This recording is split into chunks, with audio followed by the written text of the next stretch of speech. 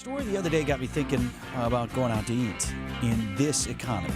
And the story was from Charles Pozzi at Market Watch. And he spoke with Gordon Deal, America's First News, which runs here on WTMJ just before our show in the mornings. And Pozzi was talking about how expensive it can be to eat out, specifically if you like to grab something for lunch, maybe even every day while at work. The average weekly Monday to Friday lunch tab for Americans is now working out to be $108.68. Yeah, more than $20 a lunch, with some folks doing that every day. The higher prices prompting some people to cut back on their restaurant spending. That's prompting some restaurant owners and operators to offer better deals. But I thought about it in this light. Like, how are they making it? Traditionally, margins, so that's your profit after you're earning, after you earn what you earn after expenses. They're really tight in the restaurant business, and there's only so much to give, so much room to make things more affordable. So I'm bringing out to the show this morning the Executive Vice President of the Wisconsin Restaurant Association, Susan Quam. Thanks for being here, Susan. Thanks for joining us this morning, Susan. I wanted to talk about all of these things, and let's start with the premise that I've worked in food service before, any number of jobs, and I'm right, aren't I, about the thin margins?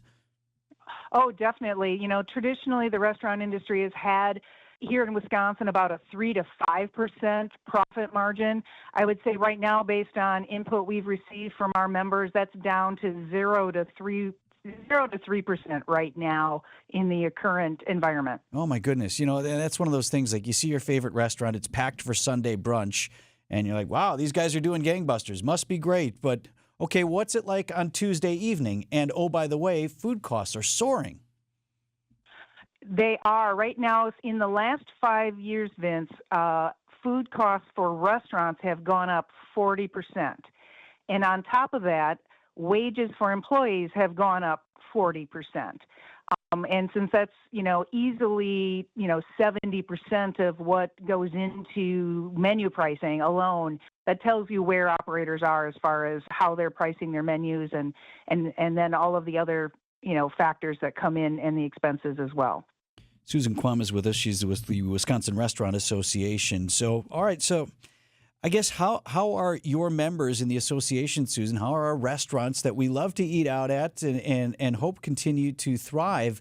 How are they handling this? Like, what do? They can't raise their menu prices 40%. No, they haven't been able to.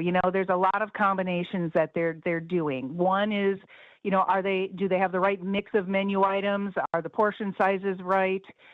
Are they sourcing it from the right places? So there is a lot of menu engineering going on and has been for the last, over a year, as people are kind of trying to figure out where that right mix is, what the right products are. Do they need to inch down a little bit on the portion size in order to both, maybe reduce food waste costs as well as, do something that still offers it at a similar menu price that the consumer is looking for. And Susan, what's the difference between chain restaurants versus mom and pop restaurants or privately owned restaurants? Do they go about it the same way in terms of trying to combat these surging prices but not raising the prices on their menu? Oh, they definitely do. Everybody is kind of figuring out, what are they going to do in their supply chains? Obviously, the nationally owned brands, they have a little bit different buying power and a little bit negotiating power with who their suppliers are. But our independent restaurant operators, as well as the small franchisee owners, they're also having to do, work as far as negotiating with their supply chain and possibly looking for other ways and other, ways to get those products in the door at a lower price or at least a more steady price that they can rely on. So there isn't a lot of fluctuation. We're just putting a survey out now to our membership about tariffs and if they're seeing any issues relating to increased pricing there on all of the goods that they're dealing with. But we won't know those answers now until the end of November. But we're definitely asking those questions. Susan, thinking about this again from the perspective of someone who has worked in food service any number of different jobs. So anytime I'm out to eat, I'm looking at everybody, the wait staff, the chefs, the cooks, the dishwashers. How are we in terms of staffing for restaurants across our state? Are we able to get the people to perform these tasks in the service industry that we need? Well, we're still overall, I would say, since 2020, which is obviously when we had a huge bloodletting, unfortunately, in the restaurant the line industry. of demarcation. Yeah. Yeah, it's kind of how we gauge things now since 2020.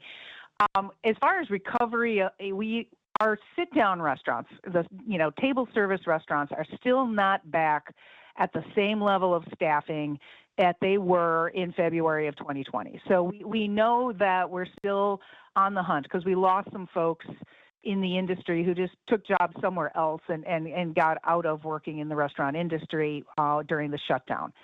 In our quick service or counter service areas, they seem to have recovered and are even a little ahead of where we're at. So from a staffing standpoint, it is our sit-down restaurants that are still looking. Now, we also had we do a monthly survey. We call it the Pulse, and we did a mid-year check-in in early August, and we had about 2/3 of the restaurants told us then that they're still looking for staff. And that's for both, the front of the house, the people that everybody sees and does all of the service at the tables, as well as, the folks in the back of the house that prepare all the food. What are the toughest jobs to fill, Susan? I would say right now the kitchen staff is probably one of the higher ones. Now, part of when I said earlier that wages have gone up 40%, and that's where a huge amount of those wages have gone up tremendously because, the competition for folks in that area is pretty high. But we have heard that, and we were also kind of at a lower time frame of folks entering the industry in the culinary fields. That's what we were seeing reflected at our technical colleges around the state, but now I'm hearing that a lot of the programs are filling up again and enrollment is up, so that's a good sign that we'll have some influx of new talent coming into the industry. Absolutely agree. Susan Quam, Executive Vice President of the Wisconsin Restaurant Association. Thanks so much for your insight this morning. You bet. Thank you very much for the opportunity. We all like to eat out and whatever, but everybody's cost conscious, so you understand the push-pull there.